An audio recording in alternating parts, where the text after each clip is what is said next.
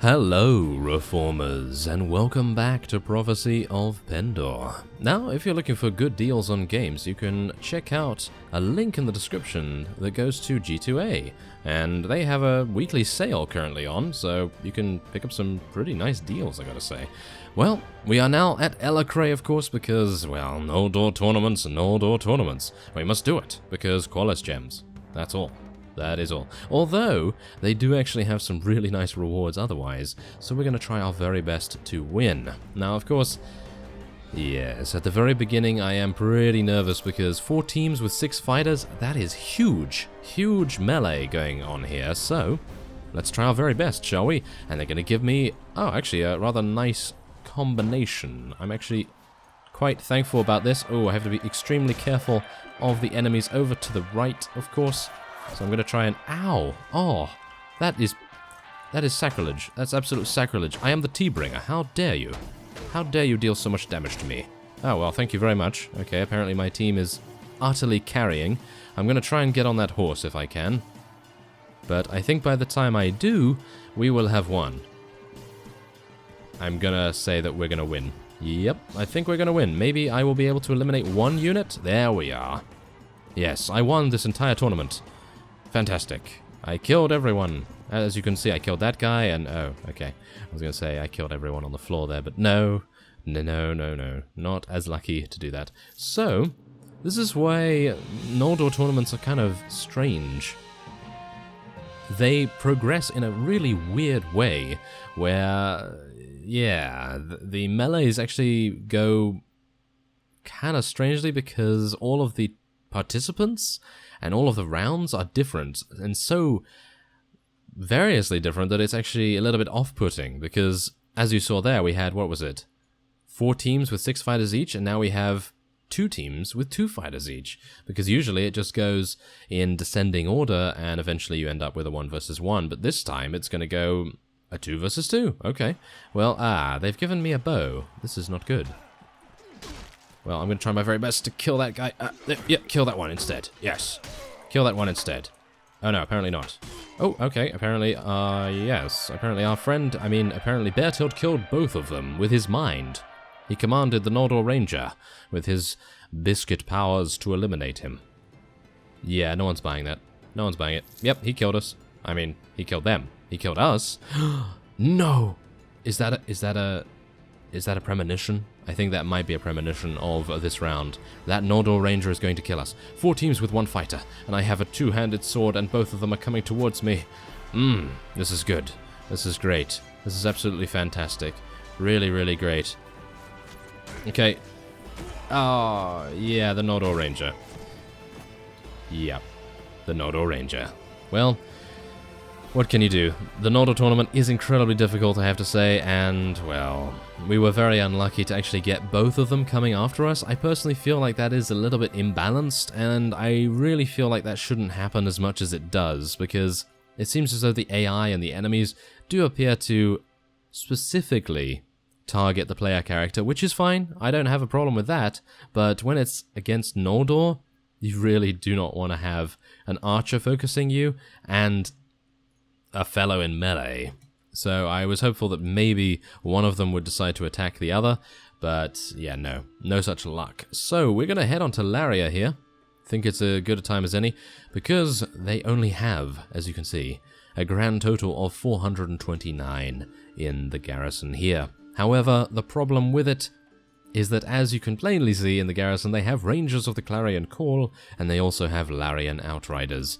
Both of these troop groups are incredibly well armored and very dangerous. So, let's just see if we can actually pull this off. It is a ladder town, which is great.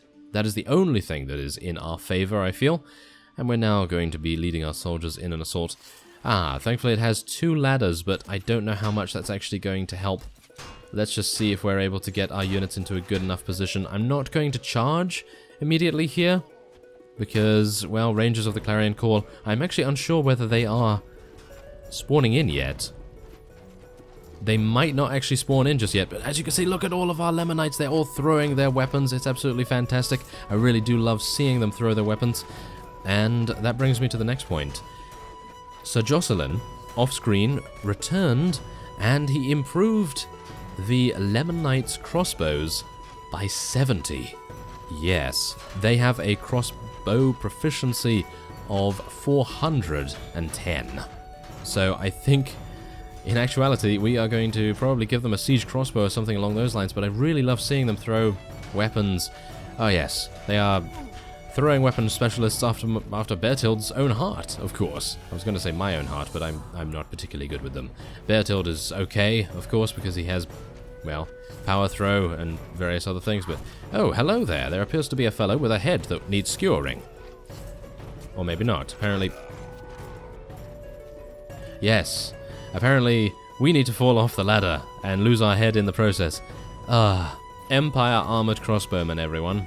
That is one of the main problems of trying to actually have some fun against these guys, because they will not allow you. They will not allow you to have any fun whatsoever. They're like, no fun.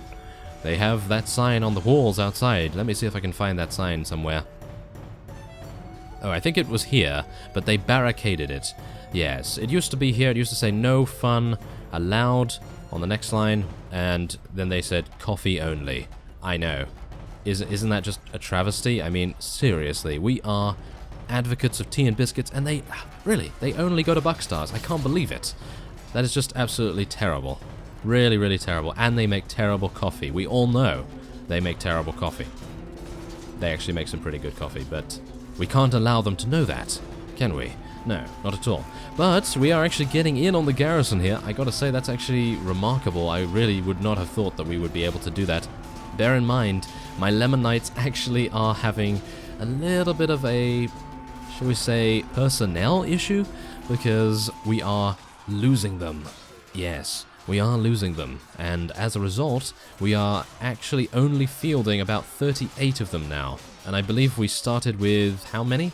I think we had 46 or 50 or something along those lines. Maybe I'm actually misremembering how many we had, but we had a great many Lemon Knights, and we have lost quite a few over the course of our campaigns against the Ravenstern, and of course now against the Empire. So, gotta say, I'm a little bit worried about the, shall we say, respawn issue. I don't think we're going to be able to field more Lemon Knights in the near future, because we need, well, much more prestige to be able to do that, and of course to level them up.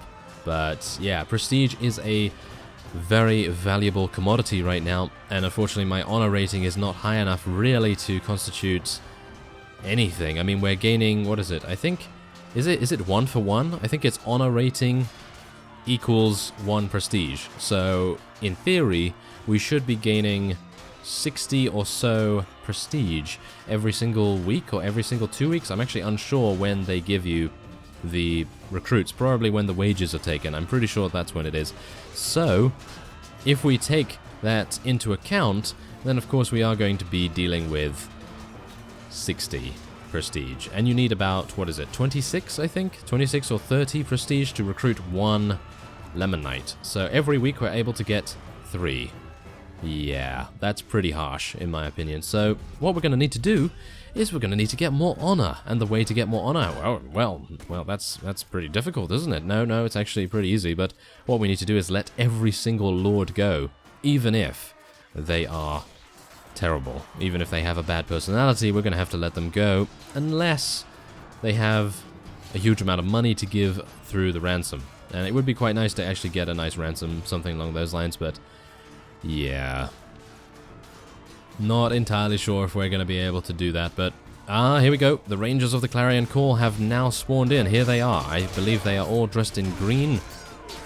Well, not all in green. They do have a somewhat tan/brown chest piece on, but yes, we're not the fashion police, are we? No, that's for another series. But we are actually, yeah, it's actually quite striking. Obviously, you're able to see very easily who are the Rangers of the Clarion Call and who is not. But that's pretty cool. And oh, look at this. This is remarkable. I love this. I love it when the AI is actually a little bit smarter than a stone. So it's pretty cool how they are splitting off, as you can see right there. They're actually fighting on the high ground, and our units are attempting a pincer movement down here as well. So yeah, we're hopefully going to see a little bit of backdoor action here. Maybe. maybe we'll see that. Maybe we'll see some of our... What are these units? I'm actually unsure. We have some Empire Legionnaires, some Shadow Legion Centurions, and we also have some Lemonites, of course, but otherwise...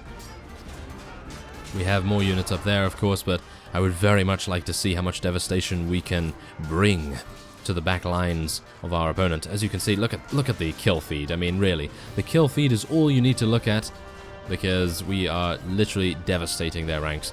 There is no question about that. Unfortunately, they are respawning, and we only have a very small commando force down here. If we had sent a couple more units down, then that would have been fantastic, but obviously that was not to be. And, well, let's see. If there's another reinforcement wave from our opponent, then I will, of course, cut away to save a little bit of time there. But if they don't, then this is victory for us. And we will just have to go through the streets, maybe the castle as well. But we'll see what actually happens here. Oh, yeah, I think we're actually lucky. I think we are actually lucky for once, because usually they spawn another reinforcement wave to make it about 470, 460 units. So I'm actually pretty happy about that, and our units did an absolutely fantastic job. I really have to commend each and every one of them on such a great job, because, well, I mean, really, look at that. We lost so many units. Well, not that many in actual fact in comparison to them, but, well, we lost quite a few units. In particular, we lost 9 Lemon Knights. That is pretty painful, because if you think about it, right now, we can only get 3 per week, so that's 3 weeks worth of Lemon Knights that we've just lost, which is pretty bad. But now we have to deal with them in the streets, of course. So let's see if I'm actually able to survive 1 round at least. Yes, there we go. After the terrible start with that Noldor tournament, I'm hopeful that we will be able to at least be able to survive in the streets against some of the lowest tier units that they have. Knowing Beartild, however, he's probably going to get somehow drunk on tea, and he's going to just faint without actually taking any damage whatsoever. Oh, it would be wonderful if we had emotes or something along those lines where we could actually faint right now, because that would be amusing. But maybe I could just get a headshot right now. Headshot? Headshot? No? No? Someone want to headshot me? No? Okay, apparently not. Apparently they don't want to go along with my role-playing, but yes, there we go. A little bit unfortunate. Okay, so there's 5 renown, not really anything to speak of there. And the castle, the final stage. Now, I'm actually going to see what our units are like here. I'm going to just use my throwing weapons against this guy, if I can. Wow, that guy's got a huge pole, but we have a headshot in his mouth, in actual fact. Wow, that's pretty accurate. I gotta say, Beartild is pretty savage with his use of his javelins. I mean, it's pretty long, I gotta say, but yes. Okay, well, whatever the case, let's go. Let's go outside, and yeah, it was actually only light infantry, so I'm pretty happy with that. Now, let's take a look here. What are we gonna take? Well, we definitely want to take some noble knights, I would say. We do have quite a few spaces, so we may as well make good use of them, shall we? Okay, so Maiden Cavalry, oh yes, thank you for those.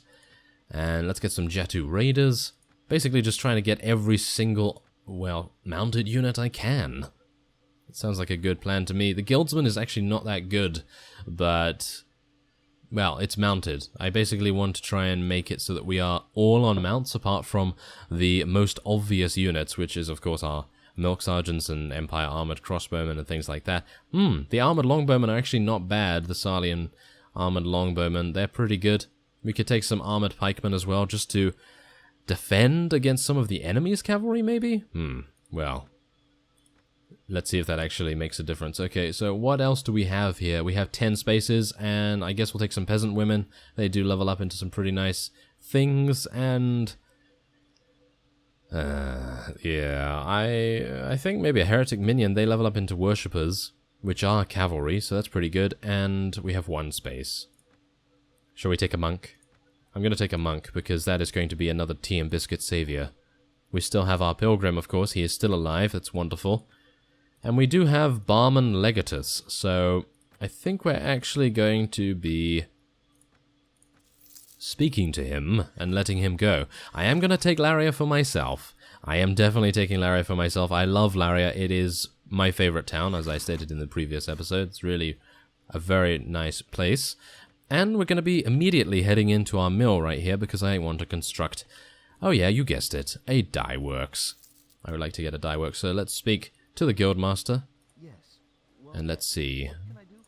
I would like to build a weavery and dye works. There we go, and that is going to give us 566 dinars every week. That is an investment of 10,000, however, which is pretty hard. But, well, it's just one of those things. And let's see. Okay, so we do have a couple of level ups here. I should probably do that out of the garrison screen. And we're gonna probably try to recruit as many people as we can. And I'll put mostly recruits in the garrisons because obviously the AI only sees numbers and doesn't actually see troop quality. So I'm probably going to try and get about 300, 400 recruits. I know getting more is going to make more of a difference, of course. But I feel like that's a pretty solid number. No one has actually besieged Poinsbrook or Avondor in quite some time, and Avondor only has 200 or so units in there, so shouldn't be too bad. And of course we are now going to let Barman Legatus go. Okay, so how much? He's only giving us 5,000. Oh, that's just a travesty, but I'm going to let him go anyway because it gives us an opportunity to capture him again, doesn't it? Okay, so first off, we're going to head into the castle here. I'd like to try and see whether Steward Brannigan can do something like this. Send your quartermaster to recruit. And we are also going to be training him a little bit. Now let's see, how many noble... Oh, of course. We have no more space. But we do have Rangers of the Clarion Call technically available here, if we so desire. But we are going to be training our steward. It's actually going to be 18 hours. Usually stewards only take about 2, but it really depends, I suppose, on the level of the steward and the town itself. But let's take a look. Are we able to do it without being retaliated against? Oh, there's some Empire. Yes, I thought they would appear. I thought they would. But we have improved our relations. That's actually pretty nice. And let's see. Can I improve the town at all? No, of course not, because it's now under siege. That is terrible. And there's Agathon Legatus. Really not happy about seeing him. He has Iron Circle Centurions. So I guess we're going to be fighting him, but in the next episode. So I thank you very much for watching, and I will see you next time.